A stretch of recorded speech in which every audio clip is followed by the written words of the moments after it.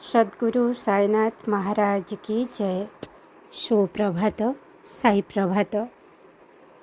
बाबा कहते जेतेबेले तुमको कहार कौनसी कथा भल न लगे किंबा तुमको लगुच कि एबे झगड़ा आरंभ होई पारे, तेबे किछि कुह नहीं, बास केवल चुपचाप होई सेठारु हटी जाओ।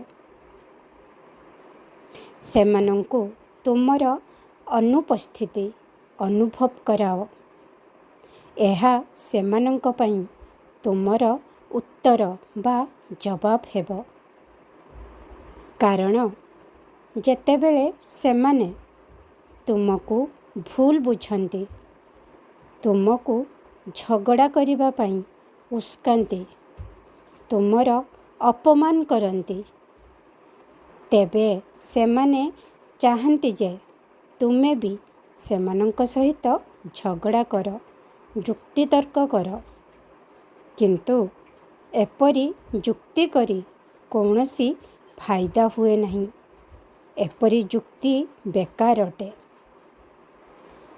एहिपरी व्यक्ति को बुझाइबा किंबा सेमानंक सहित जुक्ति करिबाकू चेष्टा करिबा किंबा तुम निजर मत को सत्य प्रमाणित करिबार कौनसी अर्थ नहीं। कारण सेमाने सबुबेले निजको निज दृष्टिकोणरू देखिबाकू चाहंती। सेथिपाई तुमर अनुपस्थिति ही सेमानंक पई तुमर प्रकृत उत्तर हेबो। खुशी रे रुह, खूब हस एवं तुमर मन को शांत रख। कारण मु तुम मनरे, तुम हृदय रे वास करे एवं मु तुमको सबुबेले सठिक मार्गदर्शन करे।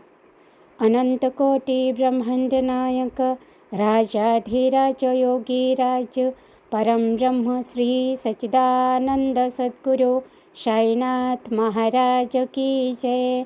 शिरडी महाराज की जय। ओम साई राम, जय जय साई राम।